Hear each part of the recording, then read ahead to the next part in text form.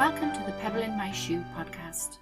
I'm Miffy Hode, your host here, and each episode I'm in conversation with my guests about the pebble in their shoe that has nudged them to choose a life that aligns them closer to their truth and authentic self.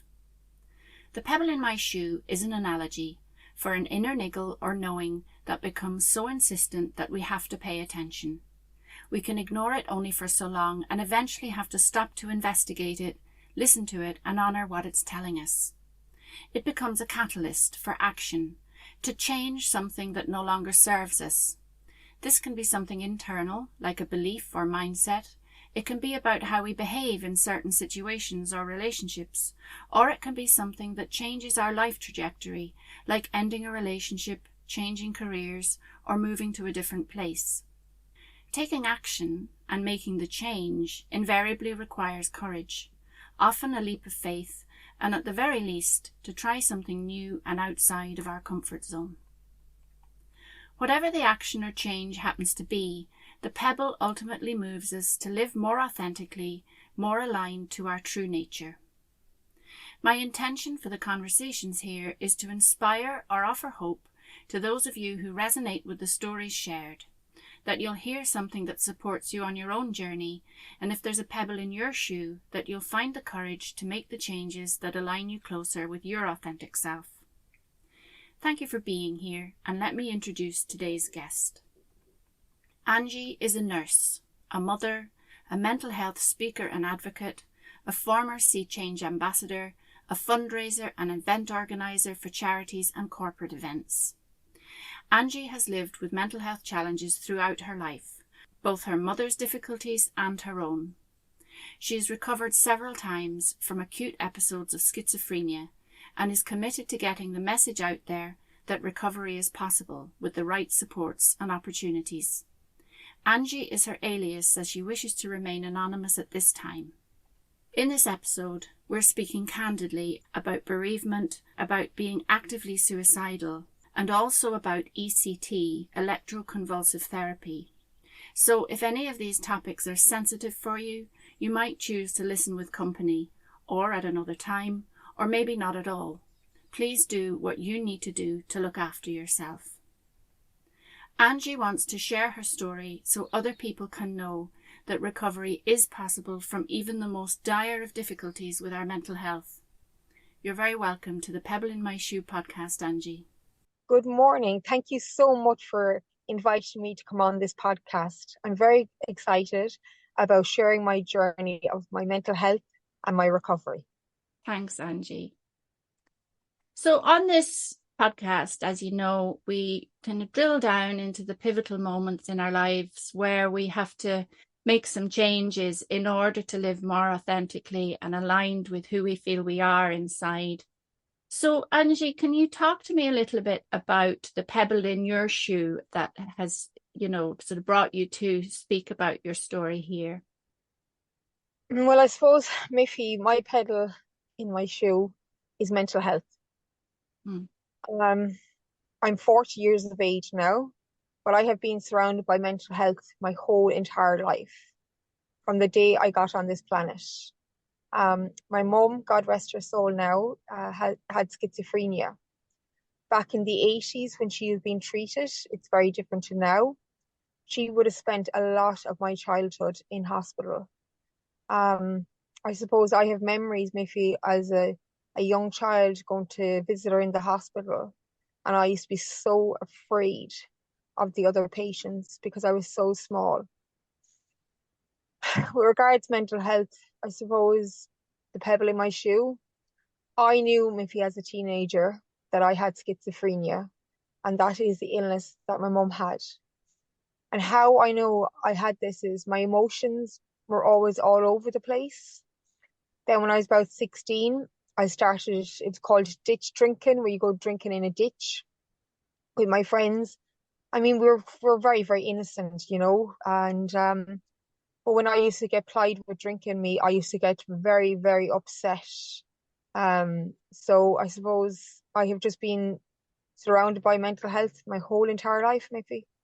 What I'm hearing there, Angie, is that you knowing and recognizing the signs and the symptoms in you as a teenager, presumably long before you ever had a diagnosis of any form. Would that be right? Well, as I said, I knew as a teenager I had it, right? Then when I was 19, I was feeling a little bit depressed and I had broken up with a boyfriend. I mean, we weren't even together that long. And I went into to the GP and says, "Oh, you broke up with your boyfriend, so just got tablets, antidepressants." Then again, I went again then when I was 22, when I was in nursing college, I was drinking a lot. Just being a student, drinking. And I had a very, very tough night. I went to another GP and I asked him, and no, nothing was done for me. What was it that you were going to the GP for? Like, I was telling them that I wasn't feeling right in myself. I was feeling depressed and, mm, you know, and the two times I went, they just fobbed me off. The one fella prescribed me antidepressants and the next guy just said, "Oh, go down to the local hospital and get a blood test." I didn't get the help I needed. But mm, as in I was diagnosed when I was 26.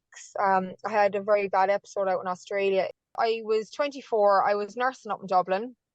My mental health was starting to decline. And I always knew, even when I was in first year, I was going to go to Australia to go nursing because that's the done thing. But my mental health was starting to decline. And I had problems. I didn't even know what my problems were. It was my mental health. I know now, right? I basically said in my head, I'll go to Australia, I'll get a counsellor, and I'll start a new life. Okay. mm, So I mm. went off to Australia and I'll never forget it. I was there a few weeks and we were out traveling and we had a good few drinks that night. And I woke up the next morning and I was like, I'm not meant to feel like this here. So I suppose maybe the way I'm looking is I learned the hard way. It doesn't matter where you go in this world. I went from Dublin to Sydney and my problems came with me, right? Anyway, I was in Australia for a while. Then I ended up going to the Middle East for a while, onto Europe. And everyone's like, "Why are you coming back to Ireland? There's nothing to come back to," because it was in the midst of the recession. So I went back to Oz. I got a good nursing job there. I was going for my residency. I was going to go and do my master's. So, life was looking pretty good for me. Came home that June. A lot of people were very worried about me. I was very, very thin. They thought I was all over the place. And I said, "No, I'm fine." Went back to Australia. Anyway, long story short, my mental health caved. I was in work. I couldn't concentrate. I'd call sick into work. And after that, then, if it's just a chain of events. Basically, I was in a flat on my own. There was a girl I was living with. She moved into the flat while I was back in Ireland. And when I came back, then I moved in. We'd no furniture. We had like a bed and a television. That was it. Couch. And she was very worried about me. And I said, "Look, just go back to the UK. You have not been home in a long time."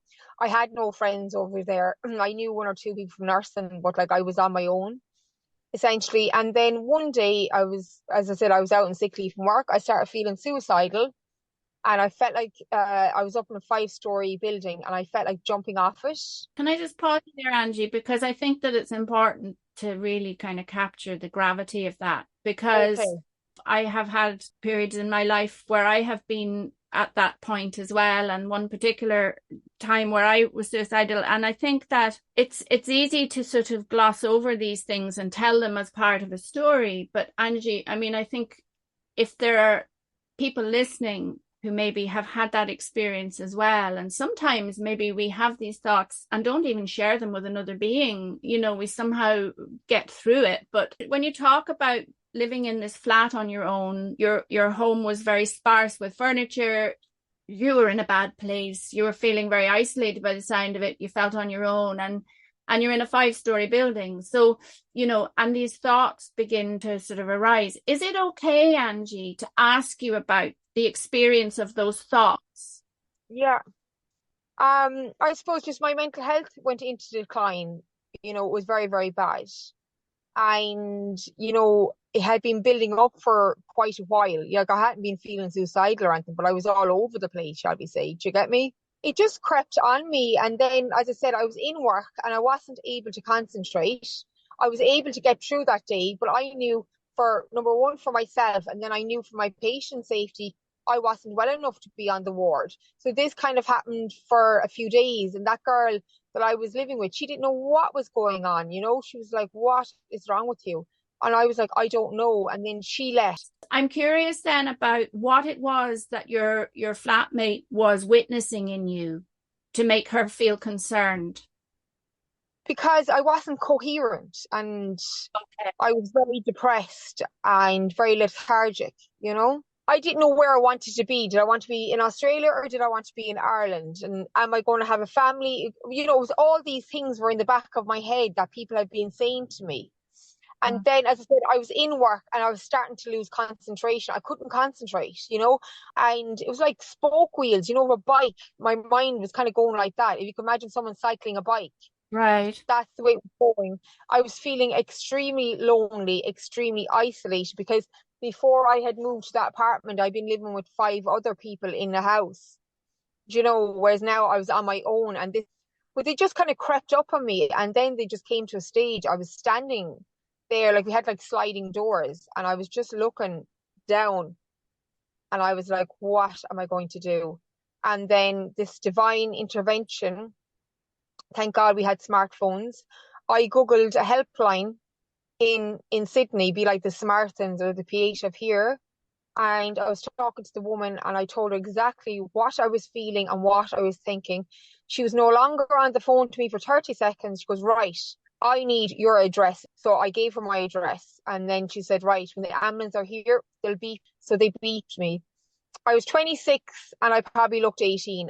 And I'll never forget the way those ambulance men just looked at me. They were like, what is going on? And I don't know. And then to make it worse, my hospital was actually the on-call hospital for ED that day. And I begged them, I said, please don't send me. Can you please just send me to another hospital? So they did. They were very kind. And what was very upsetting is the hospital they sent me to, the ED, I actually had worked the year before there as a nurse. So look, long story short, I met a doctor, grand, was admitted, fine. There was a lovely Irish nurse on. And basically, maybe the next day, a nurse came up to me and said, you're being discharged. And I said, what do you mean I'm being discharged? Because you're just being discharged. So they discharged me from the hospital. I left the hospital because I didn't live too far away from it. And I went around to a load of pharmacists and I got a load of tablets. And I went back to the house and took all the tablets. And oh, as well, on top of that, then I rang my family and I had told them what was going on. They're like, right, you need to get home. And yeah, so anyway, I took the overdose in the flat on my own. I had to wait a week in Sydney before I could get a flight because, you know, that time of year is very busy. Angie, we have to go back a bit because you've just described taking an overdose and then you're talking about going on a flight. So I need to hear what happened in between. First of all, though, I want to say, Angie, how really sorry I am that you went through all that because that is really, really, It's horrendous. yeah. That was I rang my family and I said I'm being discharged and they were disgusted. They're like, right, you need to get home. I booked a flight back to Ireland, but I had to wait a week. After I had the flight booked, I went off around to a few chemists around Sydney and I went back to the flat and I took a load of tablets. I spent 4 days in the toilet. I had chronic diarrhea and chronic vomiting. I was on my own. And then, as long as I live and as long as I'm on this planet, I will never know after having a breakdown, looking for help, overdose, I actually managed to fly from Sydney to Dublin on my own. I just don't know how I did it. Angie, do you have any sense of what was at play there? What kept you alive? I often talk on this podcast about courage and about intuition and about, you know, moments that are pivotal that sometimes we can't explain what's happening even. You know, why did you survive is my question. Because it wasn't my time to go. I was only 26. It Mm. just wasn't my time to go. And then I managed to get myself over back to the other side of the world. Is I just don't know how I did it.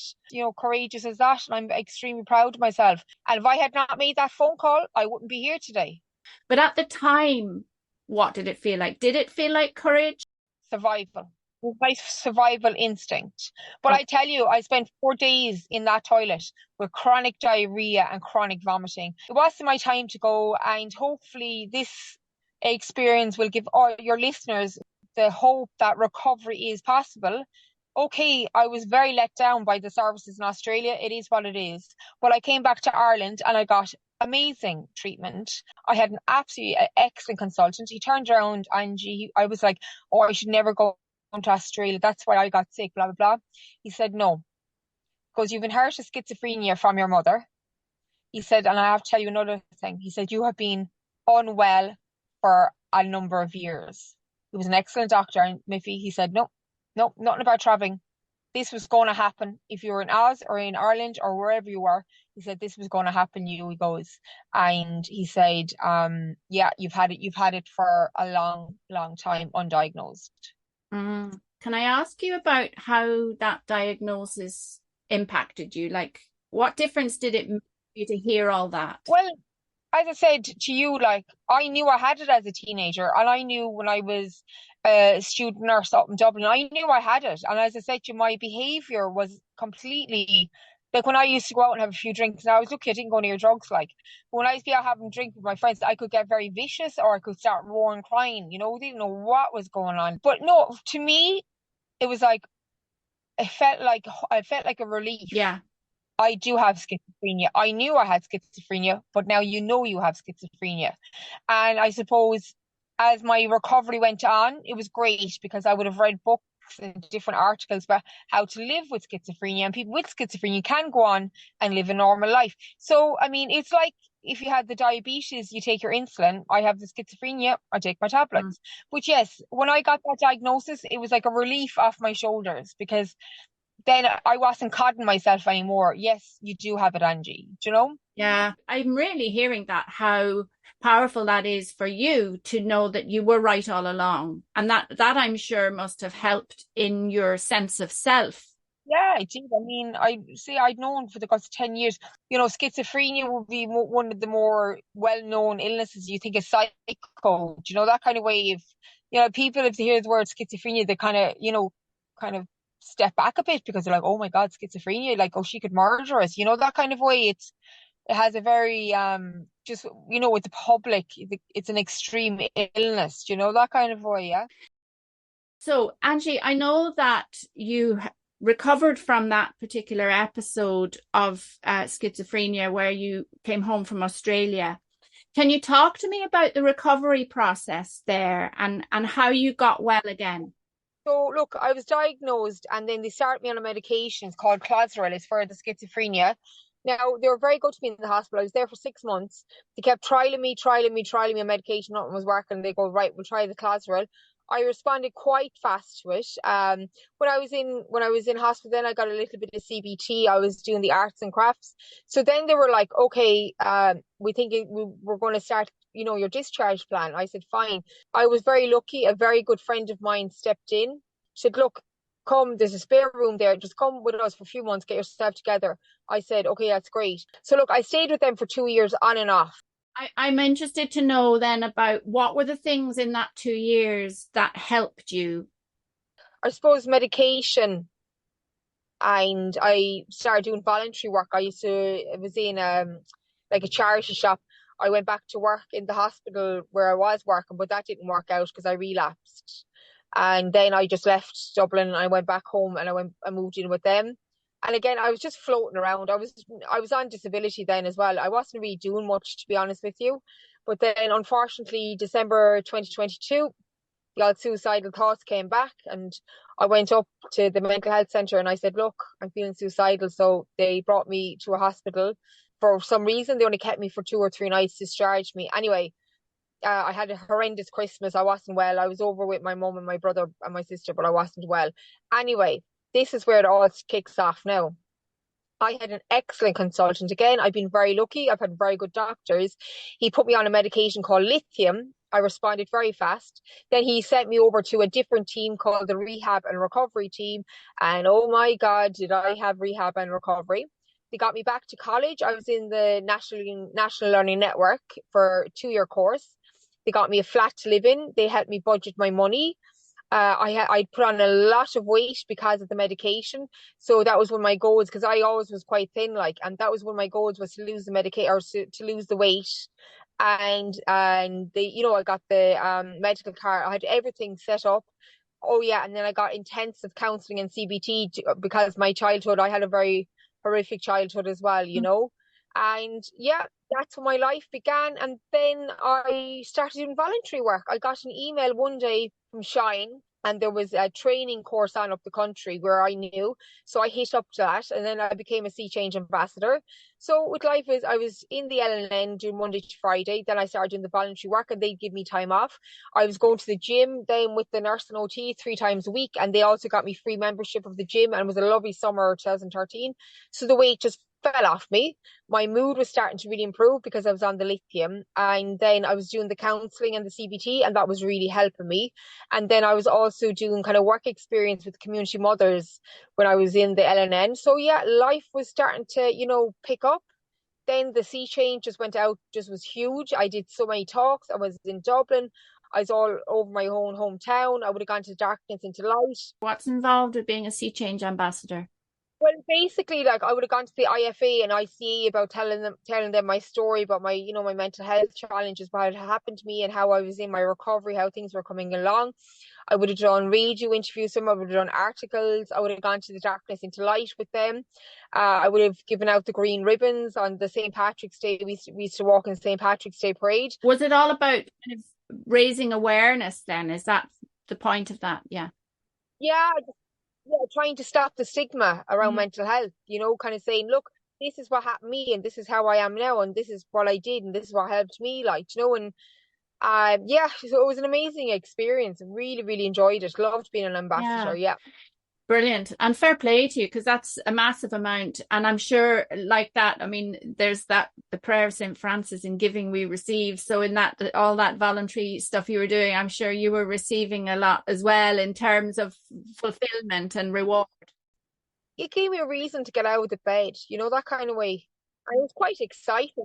All the events we were doing and everything was great. Like, yeah, I really enjoyed that role as a Seechange ambassador. Yeah.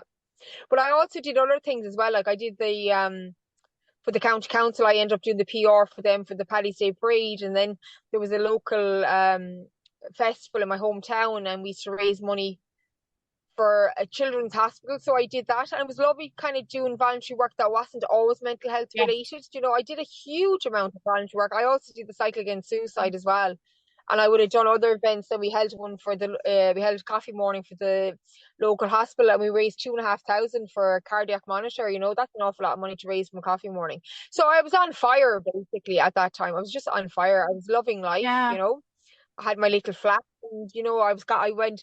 Then when I left the LLN, then I got a job doing home help, and I was doing 10 hours a week, and it was perfect. I had that 10 hours a week, and then I also had my disability and went off on a few nice holidays as well. I'm very lucky I've got to jet around the world, Mm. So yeah, life was good. I would have done a bit then for the Samaritans. The Irish Independent did an article on me, and then I actually was on the Pat Kenny show as well about the Samaritans and how much they helped me. I would have used the Samaritans quite a lot, Okay. when I came home from Oz, for support and aware and PA to house as well, just to kind of check in and with them, tell them what was going on. So what I'm hearing, Angie, is that your recovery journey has been sort of a tapestry, if you like, of lots of different things that help and support you. Like, I actually decided to give up alcohol as well. I gave that up in March 2024, or sorry, 2014. I was sick of going out and just getting drunk and waking up the next morning being hungover and being depressed. So I just one day I said, nah, I've had enough of it. I'd say the day I gave up the alcohol that March, I'd say that's probably the day my recovery really began, because if you're drinking, your kidney can't metabolize your medication. And I was able to go out with my friends, have a great night, but I was in control of what I was saying, in control of what I was doing. I was waking up the next morning, I could go for a swim, I could go for a walk. So for me, giving up alcohol was a big, huge factor of my recovery. Alcohol didn't suit me with my illness and my medication. yeah, well done. Yeah. Angie, can you fast forward then to more recent times? And I know an episode more recently, and can you talk me through the last couple of years for you? Okay.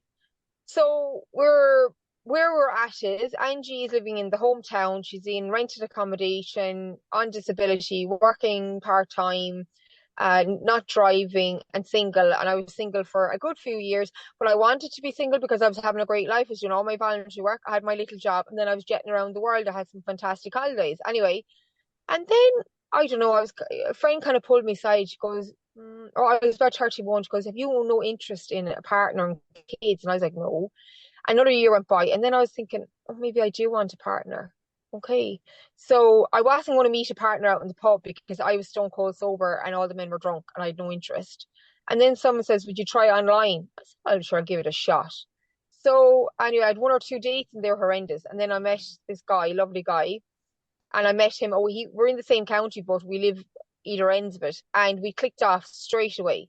It was actually this time 8 years ago I met him, believe it or not. Anyway, so I met him. That was grand. I did say to him, in the first few dates, oh, look, I went through a bit of a hard time. But as time went on, I did open up about Australia, blah, blah, blah. He said, there's no worries. So anyway, me and him were going strong. And then he asked me to move up. And then I said, you know what? I think I will. So I moved up. I handed in my notice to work and handed my notice to the apartment. That was grand. I sent in all the paperwork and they said, no, you're not entitled to disability anymore. And I was like, well, my schizophrenia hasn't gone anywhere. They're like, no, you're not entitled to it. I said, okay. So I did agency work for a while. That was, on top of that then is he started getting me to drive. He said, would you like to learn to drive? I said, yeah, great. So that was grand. I was getting my driving lesson. So I moved up here, it'll be 6 years next February.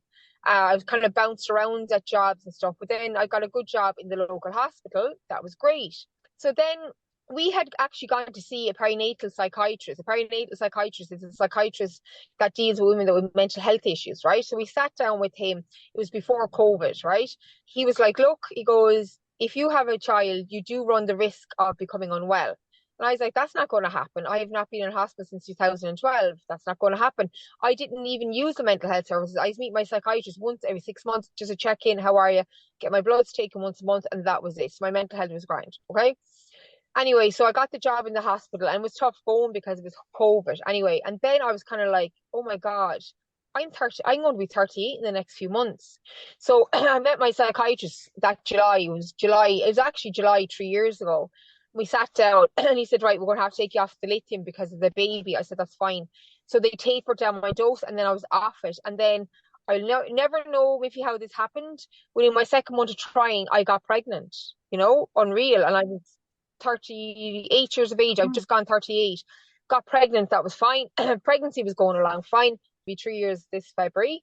I'm sitting over at a friend's house. I get a phone call from my brother. Mum's in hospital. I was like, that's grand. The usual. I rang the hospital and they said, look, the nurse will ring you back. I said, grand.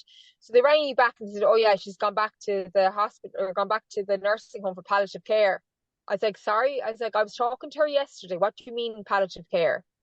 Basically, she refused all treatment. She just didn't want to be alive anymore. She has schizophrenia, I said, and she also has early onset Alzheimer's. So she died. So that was pretty crap.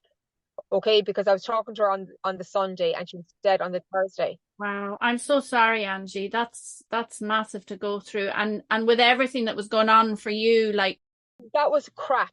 Okay, sorry about my language, but I adored that woman. I absolutely adored her. Anyway, so then I was back at work and then I left work early because of the pregnancy. I just said, look, I can't, that's fine. So that was grand. Anyway, so the pregnancy, other than that, was perfect. I had barely any morning sickness. I was walking because I was out of work for 2 months. So that was fine. So then I went on to have my little boy, and that's grand. Then the day I had my boy, I found out my dad had terminal cancer, 6 months to live. Wow. So my mum only died in February, and then I've just had my baby, and I find out my dad has terminal cancer, 6 months to live. Okay. Gosh. So anyway, I had the baby. I was at home for a few months with the baby. I don't know if you have children, but I was tired. Okay, that's the only expression to put it. But then my partner started getting very worried about me and he was ringing the mental health team. He was like, there's something wrong with Angie. I don't know. And anyway, no one really picked up on it. And then it got to a stage, I had an emergency meeting with a doctor and I said, this was November 22. I said, if you don't put me somewhere soon, I'm not going to be around for much longer. Can you tell me about what was going on, that your partner was concerned, signs that you weren't well? Well, he just thought I was very erratic. I was very teary. He just said I was all over the place. He'd come and sit down beside me and then I would just burst into tears. And then I was going off to bed at the baby was in bed about 7 and I was going off to bed at 9 o'clock every night. He just didn't know what was going on with me. Okay. Can I ask you what was going on for you internally at that time? I was Now looking back, it was grief. Okay. It Yeah. was grief. And it was being off the lithium, and they never put me back on the lithium after I had the baby. Well, I know now, I remember I just felt so lonely and just dismal, miserable, that kind of way. See, I rang the nurse and they got me an emergency an appointment, and I said, so look, I was admitted to hospital. I wasn't well. I wasn't allowed out of the hospital for quite a while, because they thought I was a danger to myself. It was heartbreaking. I was away from my young child, and my partner then was coming down as often as he could. But like, he had to work as well because he's self-employed. So he got a childminder 3 days a week. But could you imagine being in a psych hospital, being away from your 6-month-old child? My partner is amazing. He actually got the baby onto solids himself. You know what I'm saying to you? Without any book or anything. He just did it himself. But that 6 months was dismal. I was so sick. They didn't know what to do. They put me back on the lithium and everything, and I was away from my young child, so I'm very teary now even thinking about it. But Yeah. Yeah. I was away with my baby, and then my partner, and then I'll never forget, he came down one time to see me, and I was very, very unwell, and I told him I was feeling suicidal, and he turned around and he goes, "How can I explain to your son that his mother died by suicide?" Yeah. I'm so sorry you went through all that, Angie. Clearly, you have come a very long way since then. So, can you tell me what helped you, Angie? What helped me is a thing called ECT. It's called Electroconvulsive Therapy. The consultant suggested it. He said, go and talk to your family and friends. And we sat down and we talked about it. And I said, you know what? I said, I'll give it a go.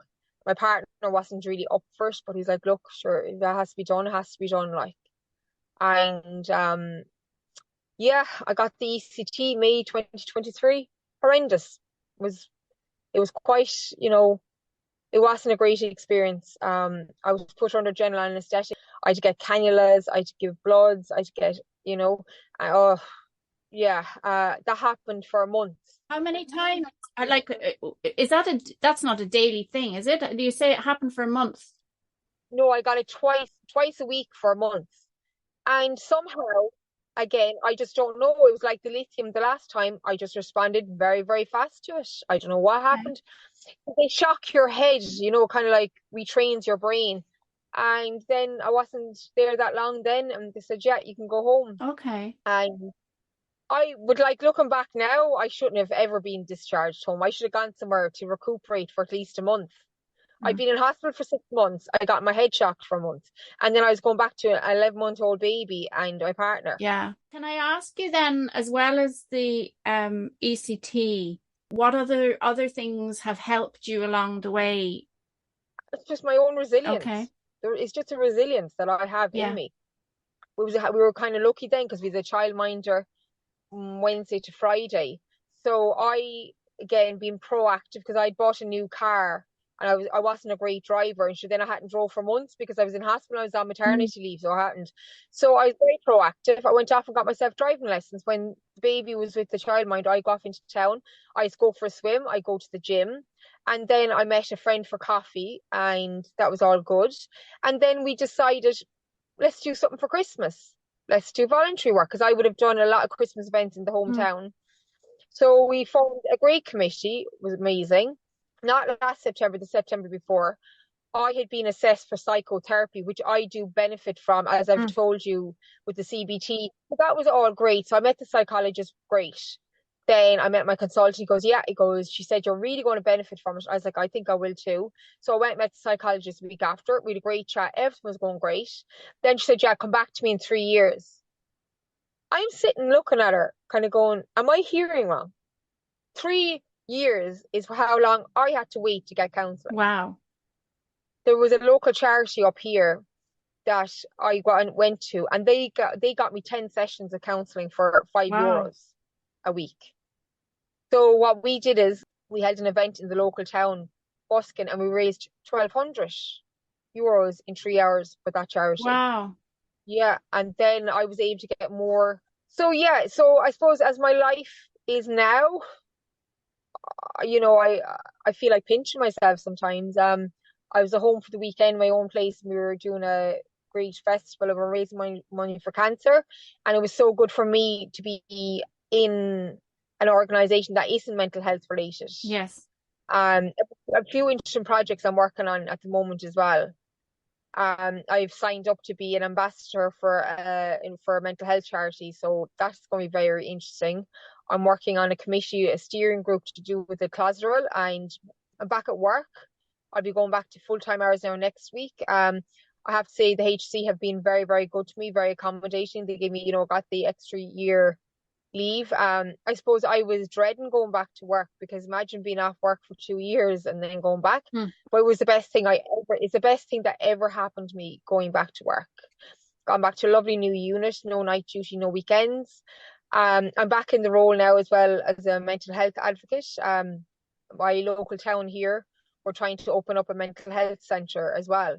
So I have a lot, and I'm doing charity work as well. I have a meeting tonight. We're trying to raise money for 2 local hospices. So at the moment, I have a very fulfilling life. My driving is very good. Number one, my little boy is beautiful and I adore him, and he's a great child. But unfortunately, maybe one very sad aspect of my life is the impact mental health has on relationships and friendships. Yeah. And we went through everything together, whether it be college or leaving cert or junior cert or traveling the work, we did everything together. It has really impacted on our friendship. Even when I had recovered, I was still an outsider, that kind of way looking in.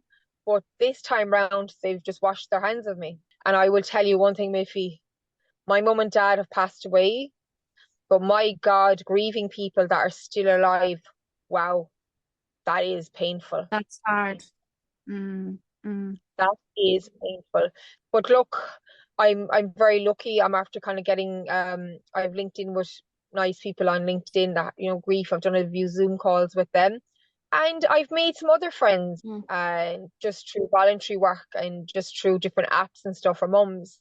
So I'm very, very content and happy at the moment. The little boy, I have a great family. I've a lot to be thankful for, a lot more than a lot of people, But I suppose I'm at a stage in my life now, I just want to get the message out there that recovery is possible. Yeah. You described yourself as having a particularly strong resilience, but I also hear you being very proactive. What are your hopes now, Angie? Number one is my little boy, and that that he's healthy and he's a happy little boy. And I adore that little boy. And as people said, he won't remember you being away for this. So he is my number one. He is my life. As I said, embrace these new friendships. I'm very excited about the voluntary work. I have a meeting tonight about it, but we're hoping to have a big concert in the local town for 2 local charities. So that's going to keep me busy. I've signed up to be an ambassador for a local charity. It's a national charity, so that's very exciting. Also, I have that steering group I'm working on with the clozapine. That is very, very interesting as well. And I suppose I would love to get into a career in mental health. I don't know which area to go into yet. As I said, I have a nice job. I'm happy there, but I just think for someone that's been through what I've been through and has come out the other end. But I have a lot of experience again in mental health as a registered nurse. I've worked in A&E, so I've seen people coming in who are suicidal, or they might have attempted suicide. I also did suicide watch when I was a student nurse. I was also in A&E myself suicidal.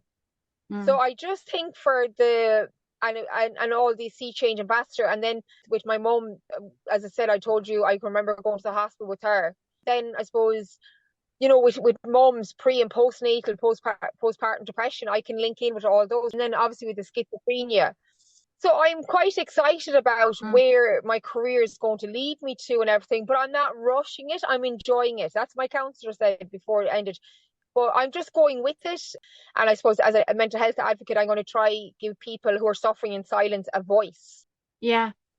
It's great to hear this, Angie, and I'm so delighted that you're at this stage now, and where you have obviously a lot of experience to offer the world, and this message for the world that recovery is possible no matter how dire the situation. Look, I'm not Angie the schizophrenic. I'm Angie who has the illness called schizophrenia.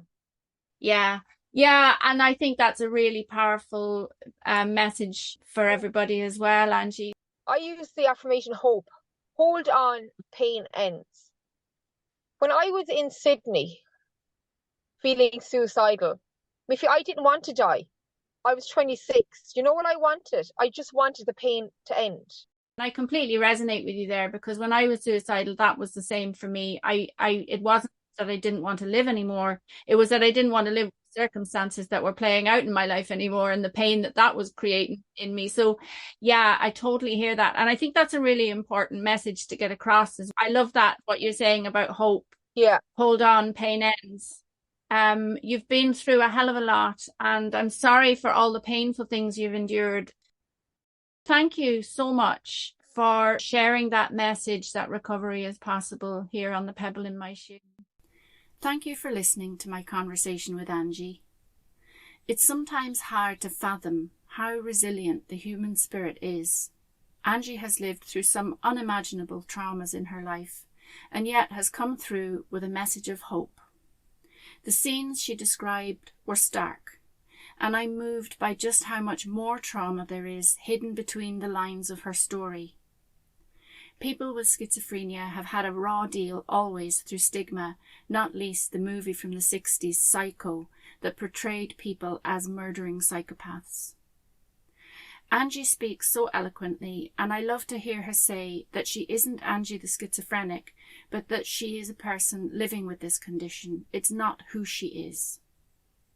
I also want to acknowledge the powerful work that Samaritans and other helplines do to support people.